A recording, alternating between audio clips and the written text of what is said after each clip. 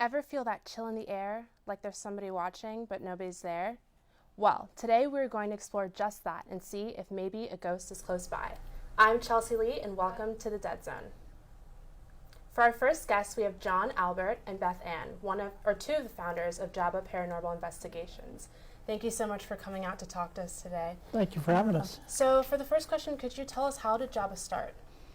Well, actually, myself, I was just interested in the paranormal shows on TV, and my wife Beth has been a empathy type person. Sort of had the gift since about the age of 9. So you would say it was primarily for you, the TV shows, and then you grew up with an interest in it? Yep. So have you guys ever been scared? You get scared on the initial onset of things, but you realize that you're out there looking for this. So then the excitement takes over and you start searching to find out the answers to what's actually going on. So what would you say was your scariest experience? Probably about a year or so ago, just a demon growling in the cemetery. And where was this?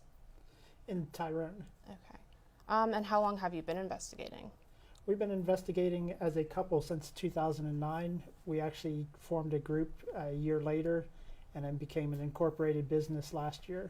Okay. And is Jabba your full-time job? Unfortunately, no, not yet. So what are the tools of your trade? We use several different things. We'll use full spectrum camcorders, infrared cameras. We use EMF detectors, electromagnetic field detectors. We use spirit boxes, which is basically running a radio backwards through the radio stations at different speeds. It creates a white noise effect that the spirits can talk through with that. We use trigger objects. We have a stuffed bear that will alert us if it's being touched. It actually talks to the spirit, tries to get the children's spirits to be more comfortable around us. So we have probably right now well over $7,000 to $10,000 worth of equipment that we use. And you said you use an EMF detector? Yes, an So how does electromagnetic that- field detector.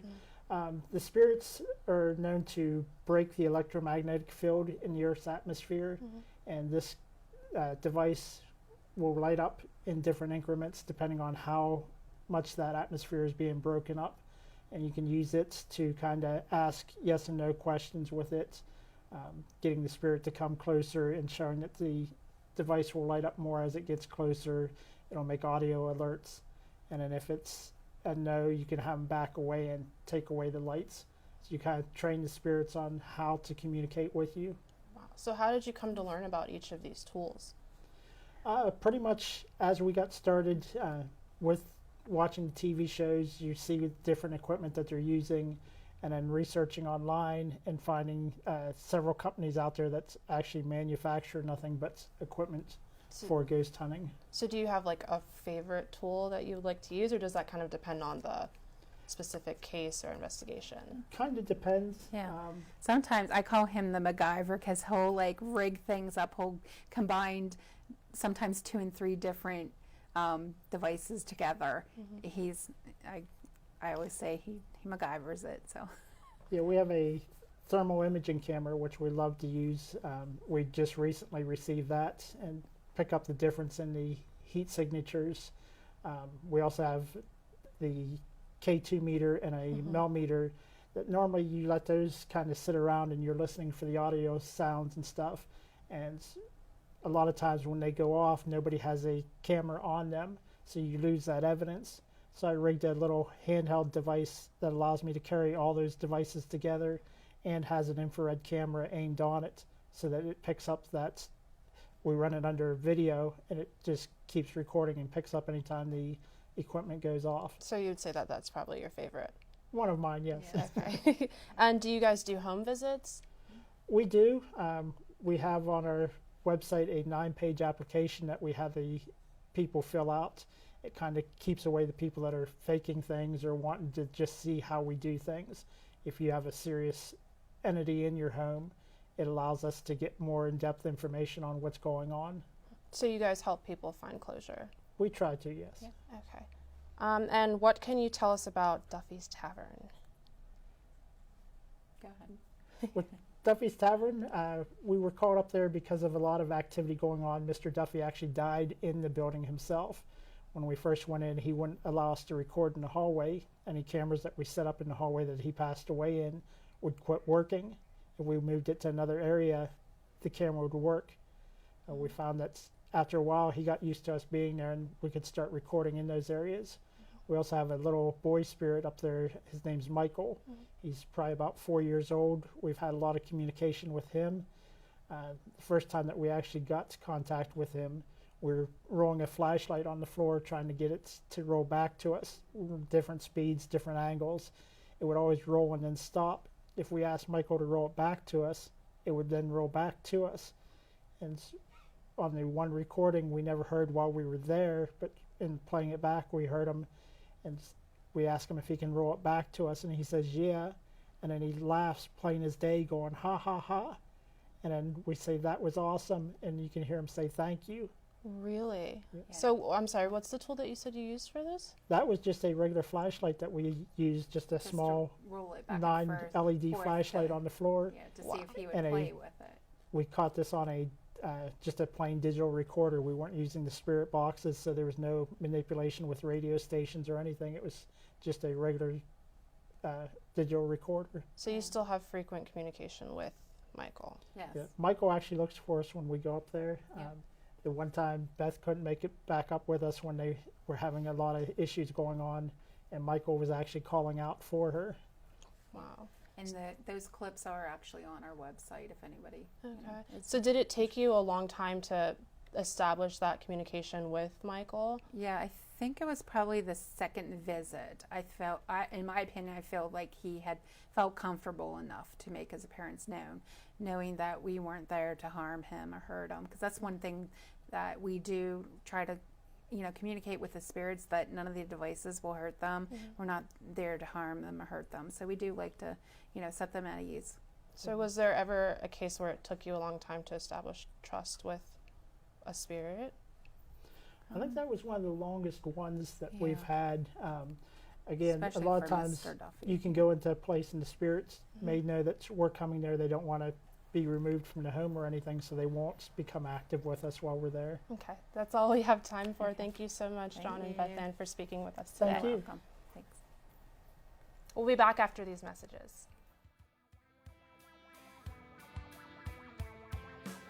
We supported the United Way by participating in Jeans and Teams. We donated.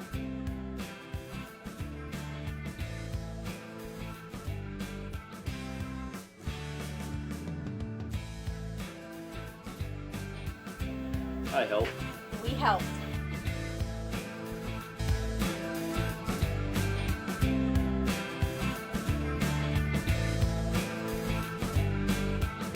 I helped. I helped.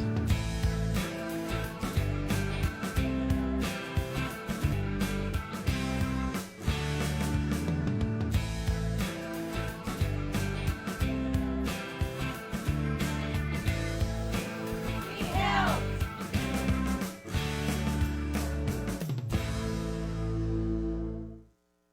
For over 100 years, the Hollidaysburg YMCA has been providing opportunities for youth, adults, and families that build healthy bodies, minds, and spirits for all. I don't know why anybody else goes elsewhere, to tell you the truth, because there's such a unity here. From wellness programs to art classes and many other activities in between, the YMCA of Hollidaysburg has been offering both the young and old of the community a chance to come together. I think working for the Ys has been a privilege and an honor. And being here is, for the 20-some years that I have, I'm working with kids of kids. I've been able to make friends all through the years that I've been here. And I guess that's what creates the passion. It's something new and exciting every day.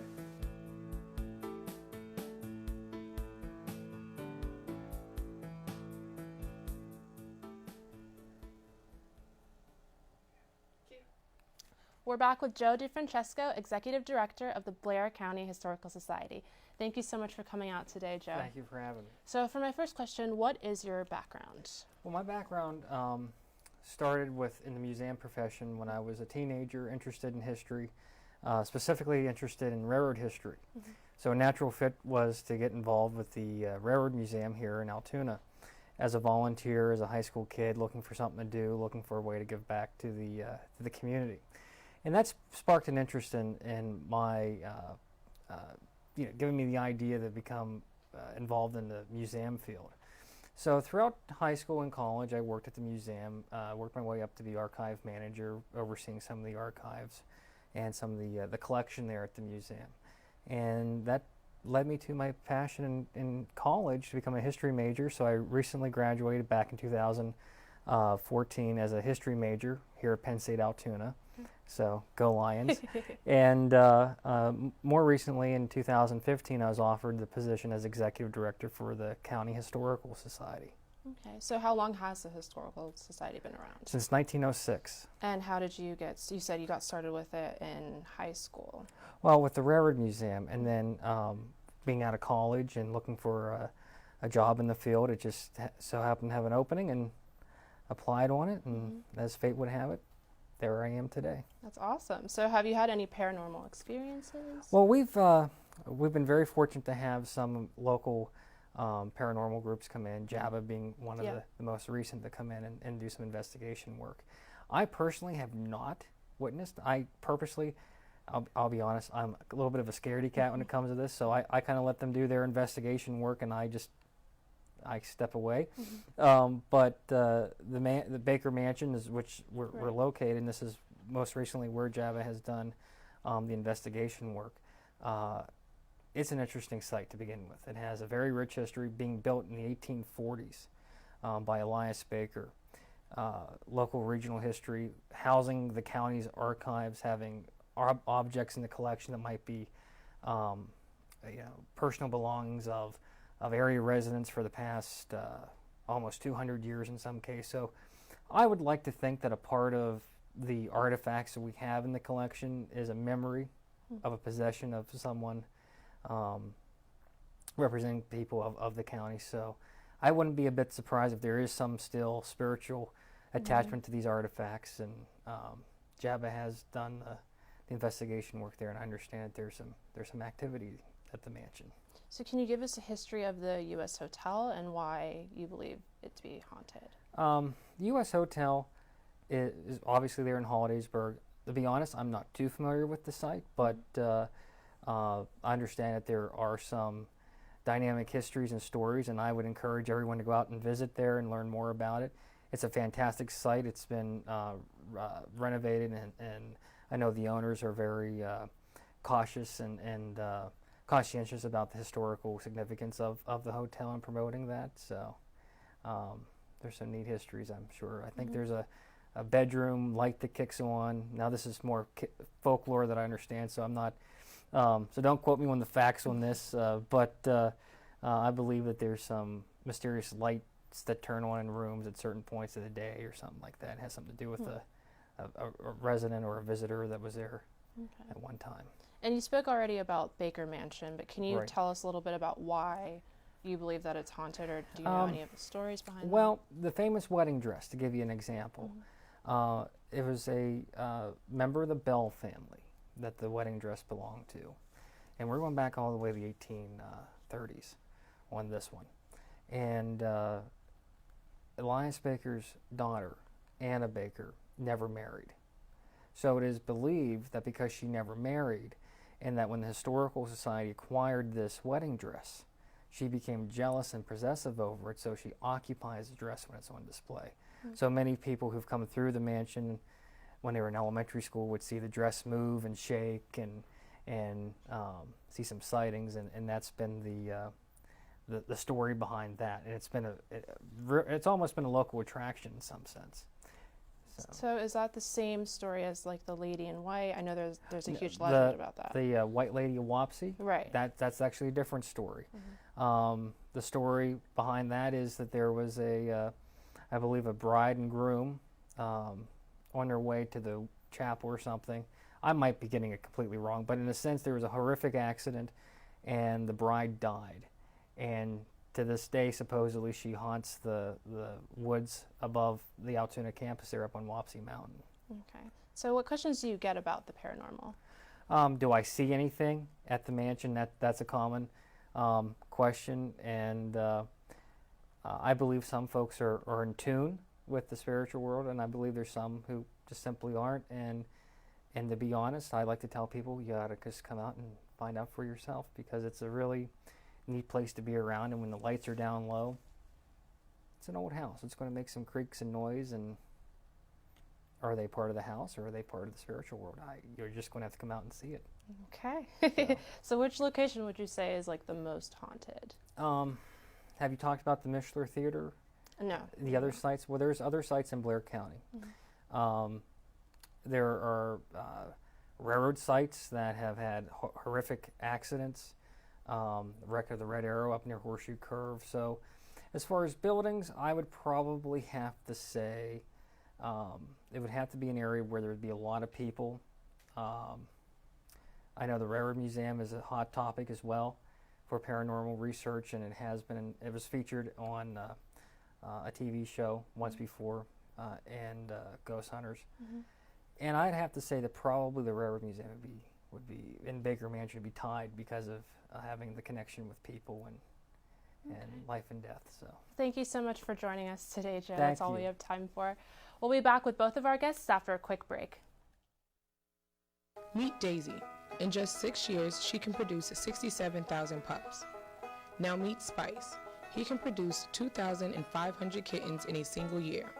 This overabundance can be easily avoided by having your pet spayed or neutered. Affordable veterinary services are offered at the Central PA Humane Society Wellness Center. Surgeries are scheduled each morning, Tuesday through Friday.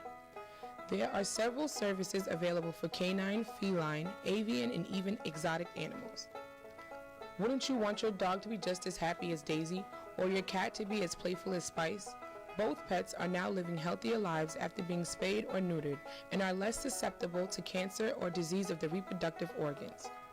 For additional information, visit the Central PA Humane Society Wellness Center at 1837 East Pleasant Valley Boulevard, Altoona, PA, or call 814-943-7575.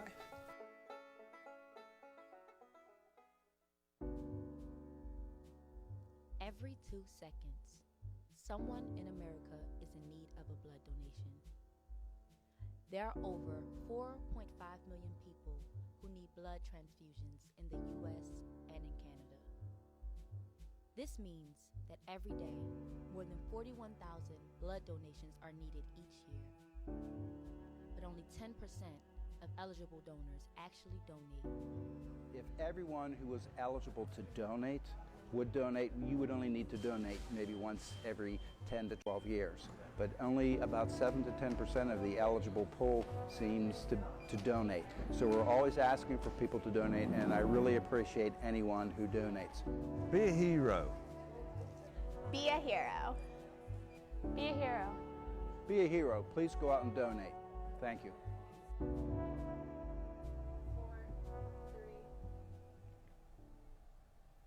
Welcome back. For this segment, we have both of our guests, and we're going to look at some spooky evidence collected by JABA.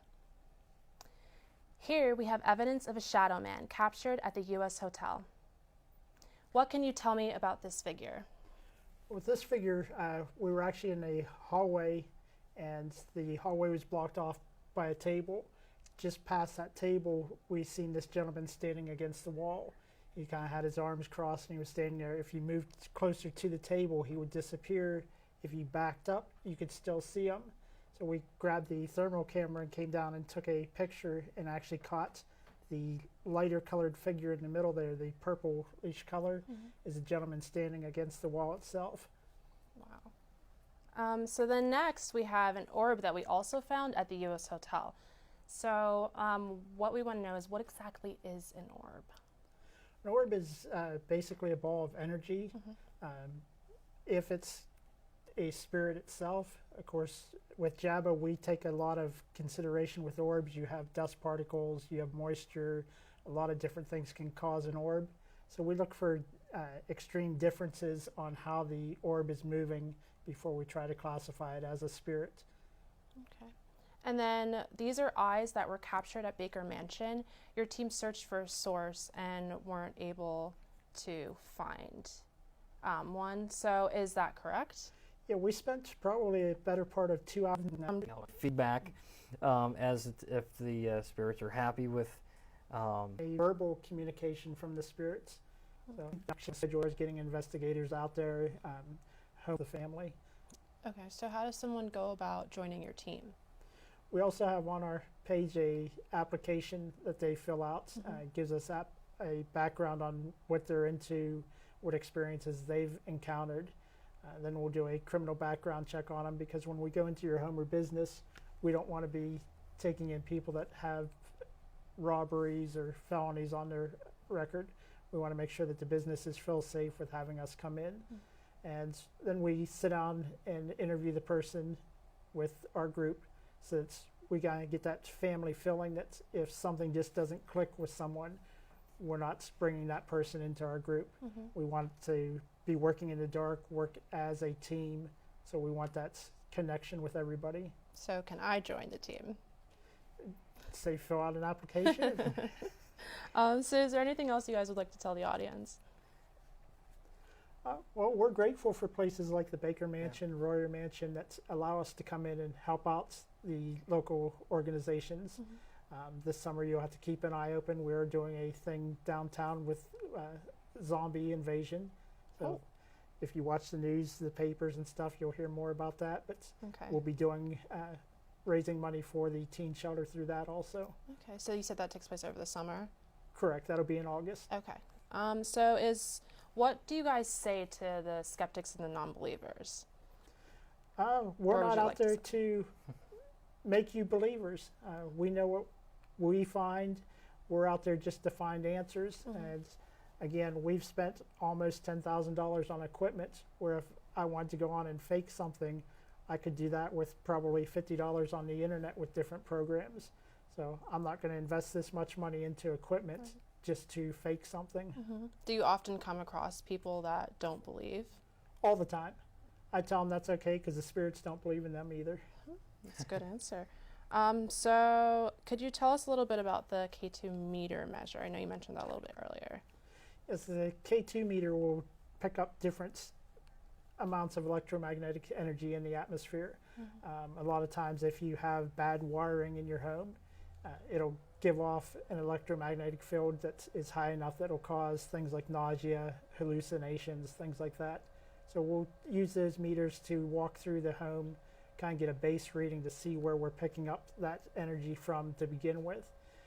If we go into an area where, like with upstairs in the U.S. hotel, where there are rooms that have no energy at all, you can be in there and get no readings on the K2 meter. And in the middle of the night while you're doing an investigation, whenever it peaks to the highest level and then just drops away, then you start researching why that's peak evolved on your meter. So are you able to tell us a little bit about what the scariest case was that you guys have had to deal with? One of the scariest ones for me was in the the Duffy's Tavern in Boalsburg, when we were up on the 3rd floor and we had a laser grid set up hitting a wall. We had a camera aiming at that wall, and we're just sitting there talking, and all of a sudden, we didn't see it till we play it back, but this black blob goes across the wall, breaking the laser grid, but we could not see it with our own eyes. The laser grid started pulsating, which it's never done. It's like a flashlight. When it dies, it'll just fade to nothing. And this was pulsating at a very rapid pace. It stopped, and then the camera died. I went over and checked. The batteries in the laser were good. Turned it back on, worked fine. I turned the camera back on, and it ran for 4 hours without stopping after that. So did anything ever happen like that when you went back to the tavern? No. Never again? Never. The only other thing that we've had was a demon in the Tyrone Cemetery that's, we've heard a blood-curdling growl, not animal-like. I have a flashlight that'll light up the entire area. I turn it on. We see nothing at all. And at that point, We just say our closing prayers, gather up our equipment, and we leave. Wow. Well, thank you so much for both of you for coming out. It was great speaking with the both of you. Thank you. Thank you so much. Thanks to our guests for appearing on our show, and thank you for watching Livewire's Dead Zone. Have a great evening.